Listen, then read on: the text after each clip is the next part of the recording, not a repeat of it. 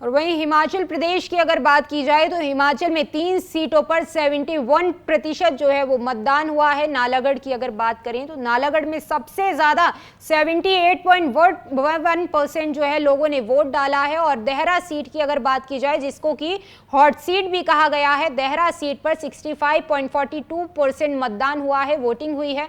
हमीरपुर की अगर बात करें तो हमीरपुर में 67.72% लोगों ने वोट डाला है।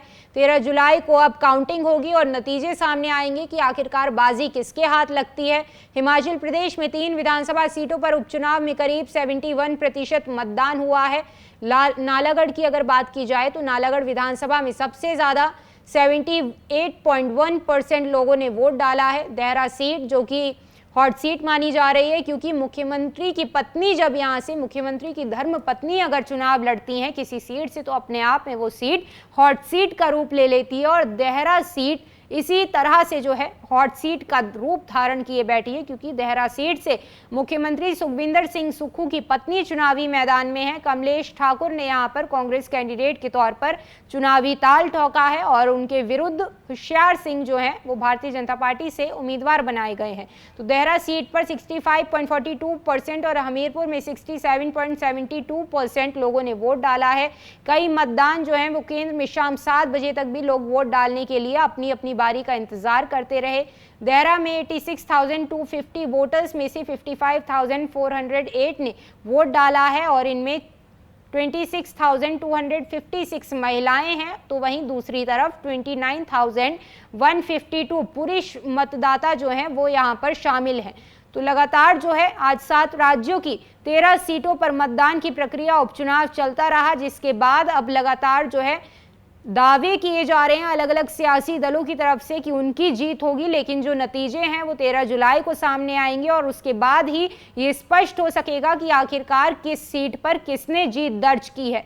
लेकिन फिलहाल इस मामले को लेकर के जो उपचुनाव हिमाचल प्रदेश में हुए हैं, सबसे अधिक कहा जाता है कि हिमाचल प्रदेश की जो जनता है वो बहुत ही सोच समझ कर वोटिंग करती है। सबसे ज़्यादा वोटिंग प्रतिशत भी कहीं ना कहीं हिमाचल प्रदेश में ही देखा जाता है। इस पूरे जो उपचुनाव हुए हैं उसको लेकर के एक रिपोर्ट देखी और इसी के साथ ही मुख्यमंत्री सुखविंदर सिंह सुक्खू की पत्नी कमलेश ठाकुर ने क्या कुछ दावे किए हैं अपनी जीत को लेकर के, वो भी सुनिए।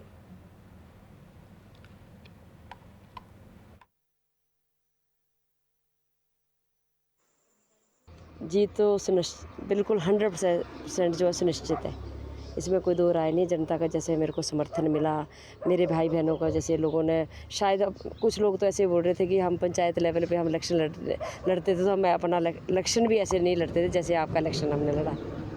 देखिए, जनता विकास के साथ जाना चाहती है।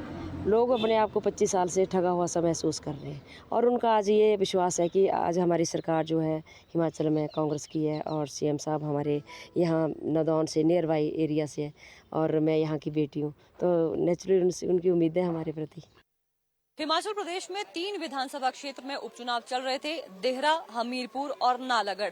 अब जिस तरह से आज यहाँ पर वोटिंग हो रही थी सुबह 7 बजे से लेकर शाम 6 बजे तक हिमाचल प्रदेश में इन तीनों विधानसभा क्षेत्र में जहां जहां पर मतदान केंद्र बनाए गए थे वहां पर मतदाताओं ने 6 बजे तक अपना वोट डाला है। और चुनाव आयोग की ओर से अभी जो फाइनल डाटा यहाँ पर सामने निकल कर आया है उसके अनुसार देहरा में 65% तक जो वोट है वो यहाँ पर दिए गए हैं। और इसके साथ अगर हम बात करें हमीरपुर में, वहां पर 68% जो वोट है वो पड़े हैं। इसके साथ सबसे ज्यादा जो वोट परसेंटेज है वो 78% के साथ यहाँ पर नालागढ़ में वोटिंग परसेंटेज गया है। तो आपको हम बता दें कि हिमाचल प्रदेश में आखिरकार ये परिस्थिति क्यों बनी कि तीनों विधानसभा क्षेत्र में यहाँ पर चुनाव करवाए जा रहे थे।